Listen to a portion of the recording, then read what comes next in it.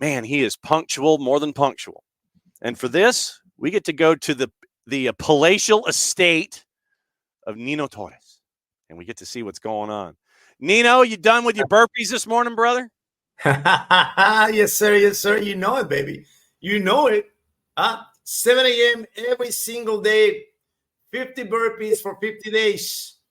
That's the challenge, man. Day 29 today. Brother, you are far better off than I am, and you are far more healthier than I am. I will say that right now. I mean, you're a better man than I. For those that may not know, Nino is crashing our party on Wednesday, on Thursdays traditionally, but because tomorrow's July 4th, Nino has graciously slid his segment to today at 10 o'clock Eastern to discuss what's going on in his mind with the Copa, with his beloved Peru, with teams that have just completely circled the drain and gone out the door through the group stage. And so he has graciously dropped in today to discuss things. Now that we are through with the group stage, I guess we can do the good, the bad, and the ugly for the Copa America. Yeah. Give me the good. We'll take it one at a time. Give me the good for you from what you've seen from the Copa so far. The good for me, Colombia, so solid, rock solid numbers yesterday against Brazil. They put up a stellar performance. James Rodriguez still on that 2014 World Cup mode. You know, he's just fantastic. You know, my candidate Uruguay. They're gonna meet Brazil in the quarterfinals, and that's gonna be I'm gonna tell you this: whoever wins that game is gonna be the champion. Really? I'm gonna put it like that. If Brazil is able to beat this Uruguay, they deserve it. But I think that I'm saying this because I know Uruguay is gonna win. You know, I'm saying that because I know Uruguay is gonna win, and I think this is the only team. The only team that can put up with Argentina in the finals. You know, I forgot about it, right? I know we're going to the good and the ugly, right? But I forgot about the draw, and then I just realized that why Argentina is on this. It's something is not right with that the way the tournament was designed. But it is what it is, and I'm sick of people, you know, trying to undervalue the quality of this Argentina team. They're the world champions and the current Copa America champions. So what do you want me to? What do you want? Yeah. What do you want? That's my question, you know. Because I got my friends from GOLTV. We're in a group chat, right? Everybody's talking about the games, right? I'm the only one who roots for Argentina. Everyone else is rooting for Brazil. So you can imagine I'm just fighting with every single one of them. Boom, boom, boom, boom, boom. And they were like, "Oh no, that was a penalty. It was a penalty for Brazil." I know, but there was also the goal was offside for Colombia. So it's one mistake for each side of the pitch, buddy. One mistake for each side of the pitch, and the referees have been awful when I talk about that. Also, in a little bit, right? But yeah, that's my goods. My goods is Uruguay and Colombia. I know Argentina. For me, I'm not saying that because for me it's a given. Yeah, but I'm really surprised, gladly surprised with the level of performance from Uruguay and Colombia. All right. So then, before we get to the ugly, just give me your straight up bad. Mexico. Okay. Mexico, flat out. Mexico it's just they are on this situation where. They try to blame everything else, but the problem is that they don't have enough quality players, and the pool of talent from Mexico. I don't know when the next generation is going to come, and they are in this hole, in this deep hole. Then they're trying to get out just with short-term decisions, and I don't think that that's going to work for Mexico.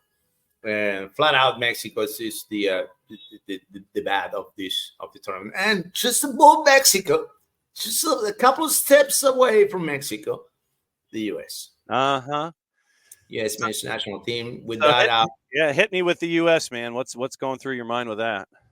I got the picture of Greg Berhalter doing this, the 1-1 thing. Hey, they 1-1 on the other game. They're 1-1 in the other game. Dude, they got 30 minutes to play. 30 minutes to play, and you're telling your team that the other game is 1-1 and you might get through? No way. I think Berhalter, I was saying this, I said this the last time that we talked about it, that there's the stability and the long-term relationship, but there need fresh ideas, and I don't think that Greg has more innovative ideas for this team that with the talent that they have. I'm not saying there's high quality talent, no, but I'm saying we because I'm considering this my team too. That we are in a way better stage than we were, 10 years ago. It was how many players are from the US playing in Europe? I think I want to say 70% of the roster. If they go pull it up, I am. And you got players in Serie A, you got players in the Premier League, you got players in La Liga. Okay, so we look at the current men's national team, and for the sake of getting it quickly, we're consulting with our friends at the Wikipedias. Okay, so Matt Turner, Nottingham Forest, Ethan Horvath, Cardiff City, CCV's at Celtic, Chris Richards at Crystal Palace, Jedi Robinson at Fulham, Tim Ream is at Fulham. So that's 6 in England. Tyler Adams, Bournemouth 7, Gio Reyna, Nottingham Forest 8. Brendan Aronson, Leeds 9, Haji Wright, Coventry City 10, Josh Sargent, Norwich 11. So 11 on the 26-man squad for the Copa, playing in England or Wales specifically. England, and then you have the other ones too. You do have the other ones that are playing in Bundesliga. You got players in Serie A. Yeah, Scally's at Mönchengladbach. Christopher Lund is at Palermo.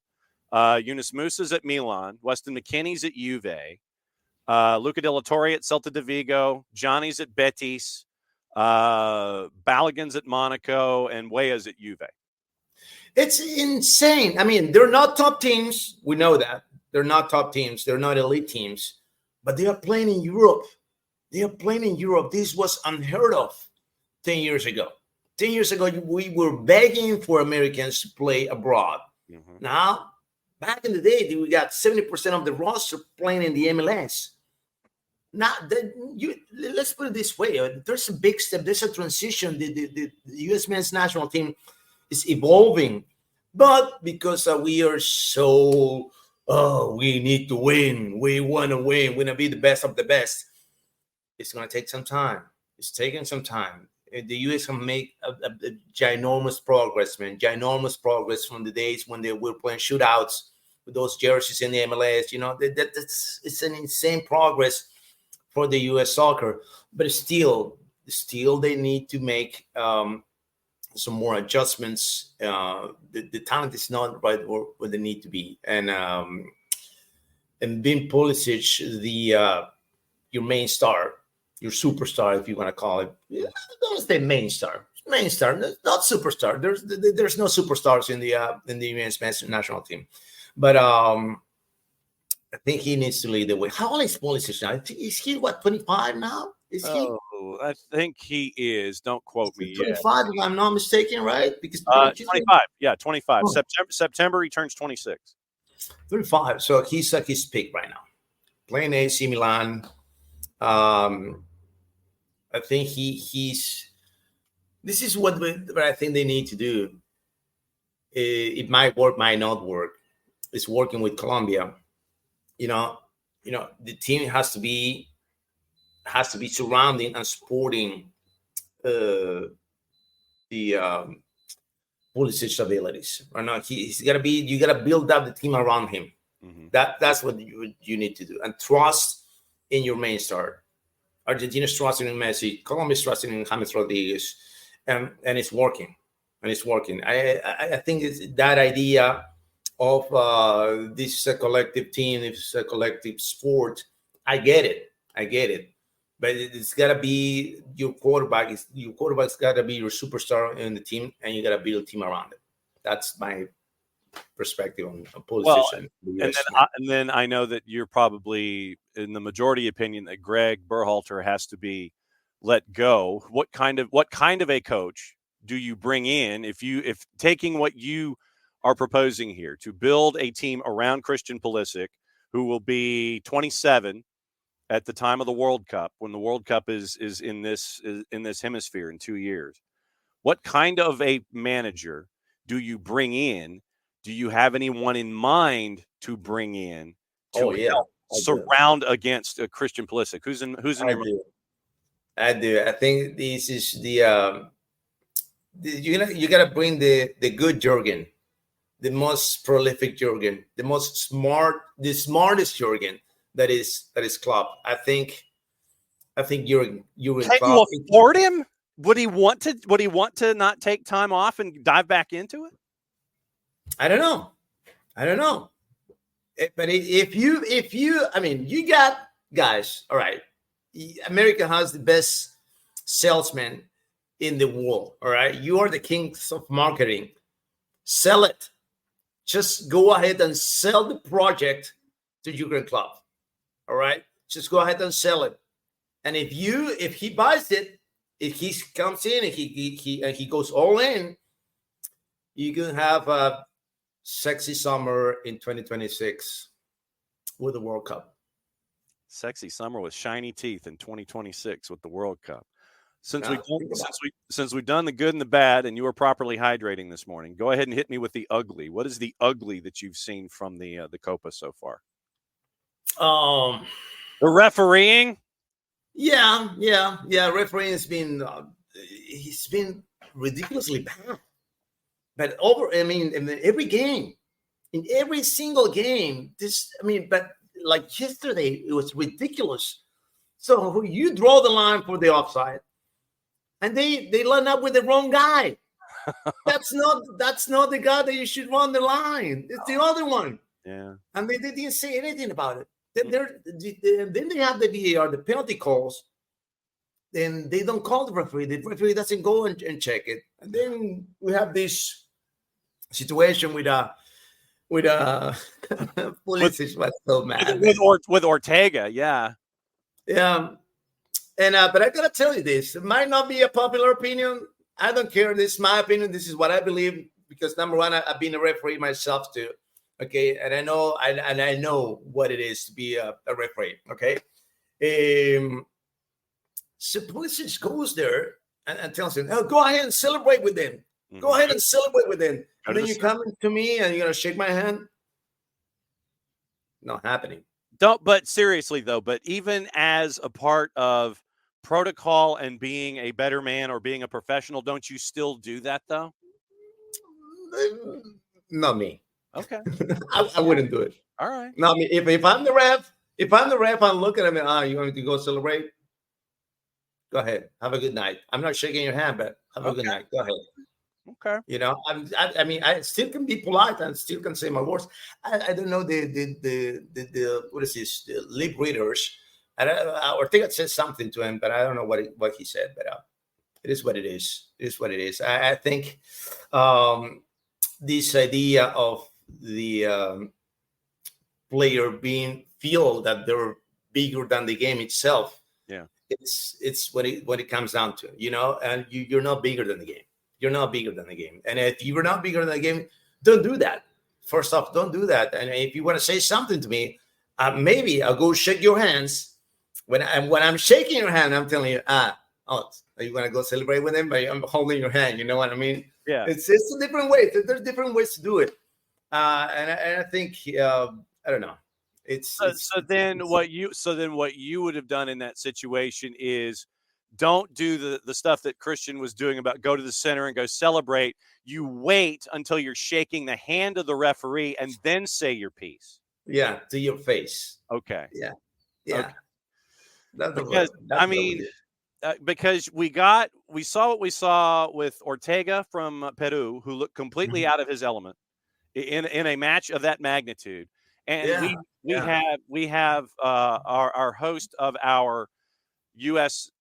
specific show. He comes on, and he also has spent time as a referee. And so I like to get into the head of referees and figure out, okay, what's going on in this particular situation.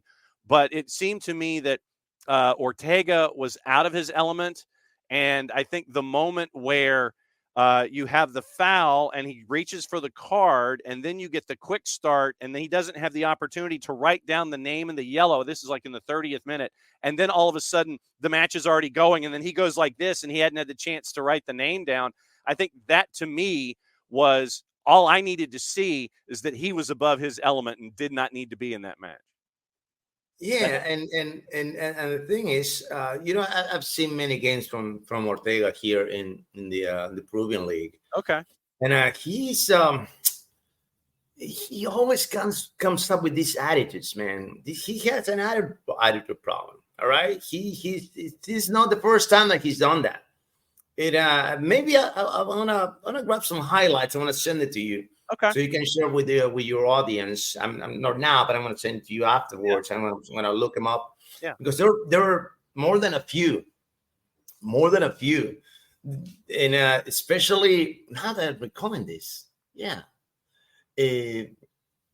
especially at the end of the games, because the end of the games, the team that has been receiving the bad calls, if you want to call it, right? Yeah. Always the captain comes up to him and says something to him, and he always kind of slick with his answers. And I want to send these highlights to you to see that this is not the first time that Kevin Ortega has done that. All right. Okay. Not the first time, and sometimes I think he's in the case to a player or something like that. Well, and then you follow, and working backward, you had Ivan Bartone, who was in the other match against the United States here in Atlanta last Thursday that went sideways. I mean, obviously, we talked about Timothy Weah and what you don't do in that situation, and that cascaded to hurt the U.S. in that match, and then the match that happened in the last group stage. But you have a guy like Ivan Bartone, who is, Ivan Bartone, man, it's like we went through his history too, and there are some folks in the middle in hemispheric competitions that you really got to do your research on and be prepared to watch. Guys like Ortega and Bartone. Yeah, absolutely. And you know what?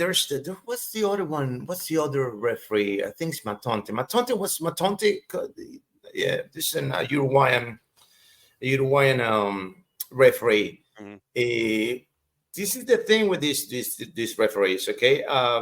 Because now Matonte is in a different category, because he's probably the best referee in Uruguay, but he has these attitudes with the players too, and it's just about character. And I don't know about the CONMEBOL selecting these referees, because you go by the FIFA. All right, are you a FIFA referee? FIFA referee here. We got 3-4 in each country, and on paper, they are the best referees that you can bring into this competition. Yeah, but also you gotta think about that. You gotta be thinking that for the spectacle, for the show, somebody that is used to the big stage. That's what the kind of referees that you need to bring. I've seen the Ecuadorians. There's a couple of Ecuadorians. I think it's Aragon and Franklin Congo. I've seen them as fourth officials, and I don't recall seeing them being the main referee of games. But those two names, go ahead and when you have time, when you have a chance, Google them and look them up. It's Franklin Congo and Arturo Aragon or Rodrigo Aragon from Ecuador. Mm-hmm. Elite referees, those two, and they're not being the main referees on these games. They're being on the VAR. They're being on the fourth officials.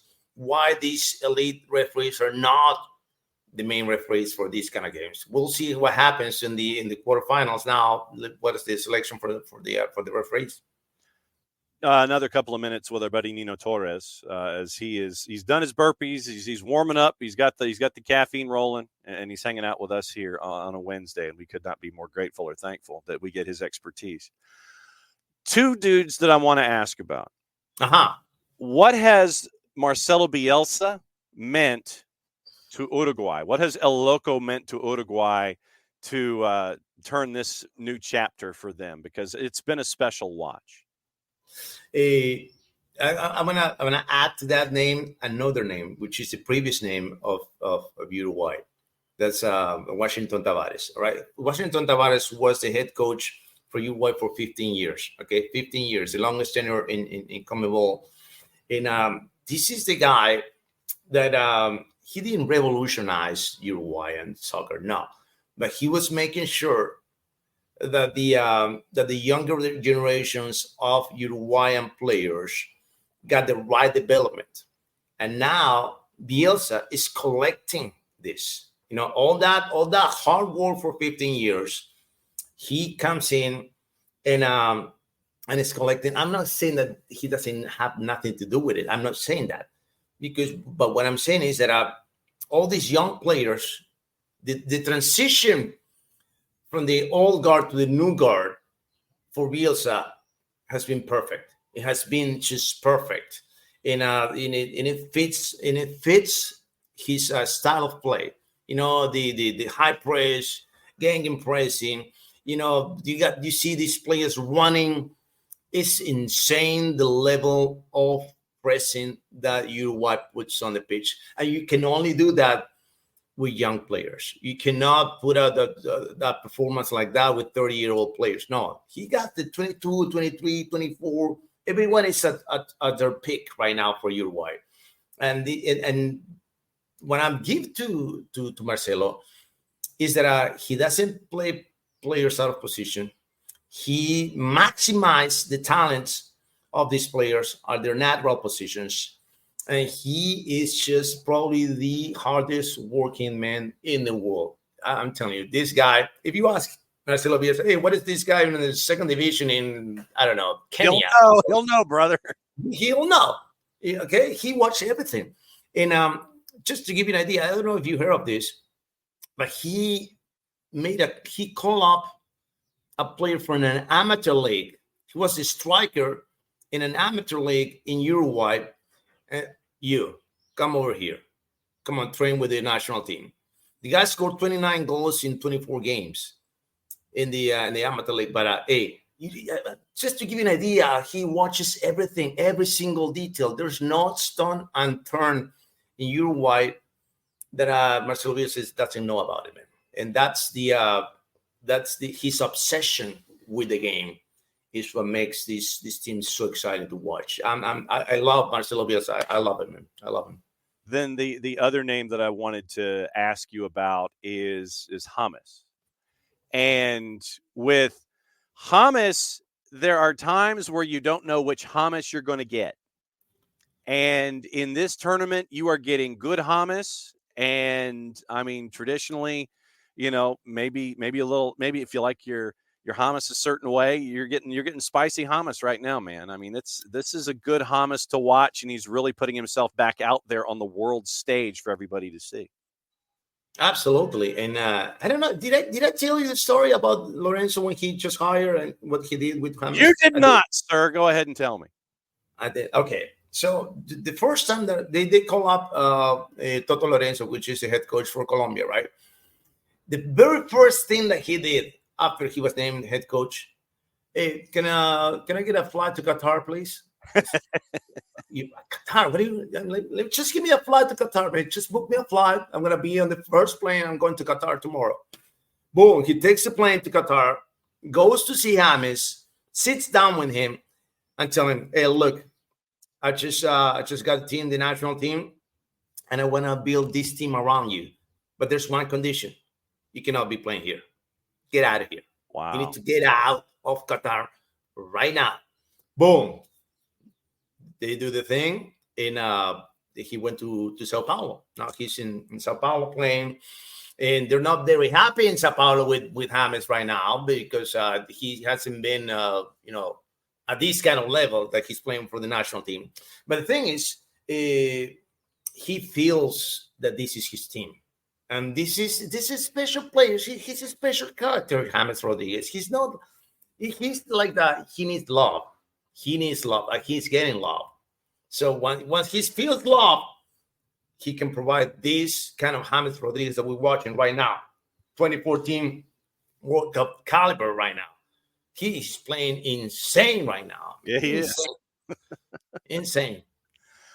All right, my friend. What are you anticipating with the quarterfinals?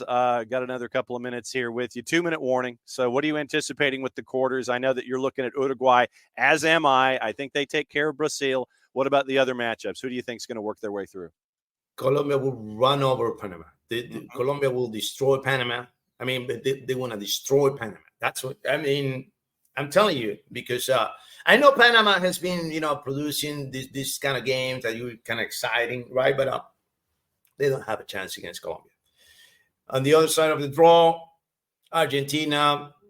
That's gonna be a fun game to watch. That's gonna be a fun game to watch against Ecuador, and I think that might go into the penalty shootout, that game right there. Be careful with this Ecuadorian team. Be careful with this Ecuadorian team. I've seen the Argentinian media looking over the shoulder Ecuador. Hey, they should be scared. They're gonna play. No. Nobody's scared of you, buddy. Nobody's scared of you right now. No. Don't look Ecuador over the shoulder. No. It's gonna be a big mistake if you do that. Now the other one, Canada and Venezuela. Venezuela, vino tinto all the way. Venezuela, woo! I'm so happy about Venezuela. I'm telling you, man. I'm so happy about Venezuela. And I think they're gonna win this one. They're gonna beat Canada. They're gonna beat Canada, and that's gonna be a thriller. It's gonna be maybe like, I don't know, something like a 3-2 or something like that. Yeah, it's gonna be a lot of goals in that game. I'm telling you. All right. Well, as always, my friend, it's great to catch up with you. Thank you for coming on a day early. We'll catch up with you next Thursday and break everything down as we get in toward the finals and figuring out who's going to be the champ of the Copa in 2024. Be safe and have a fantastic weekend, and may your burpees be kind, and we will catch up with you next week, my friend. Thank you, John. Thank you for having me. We'll see you next week, guys. Thank you. All right, be good. There goes Nino. And Nino is if you haven't found your way to GOLTV, he is one of the true personalities of the network. And when you listen to him calling play-by-play, Nino does not suffer fools. If something ain't going right and he doesn't like it, he'll let you know. And it is a fun listen on GOLTV, and you can get GOLTV. Here's our plug at Fanatis, ftz.co/soccer down here. You get Fanatis. You get all the BNs. You get GOLTV, Nuestra Tele, TIC, all of that. Jason got me hooked. I blame him. And that's how I know Nino. It's from my time with Fanatis and dialing up GOLTV and listening to Nino and sit there and watching Nino call the matches that he has in front of him. And so for us to be able to catch up with Nino during the Copa, it is a true feather in our cap, and we could not be more blessed or thankful to have him dialing us up from the Nino estate in Lima, Peru.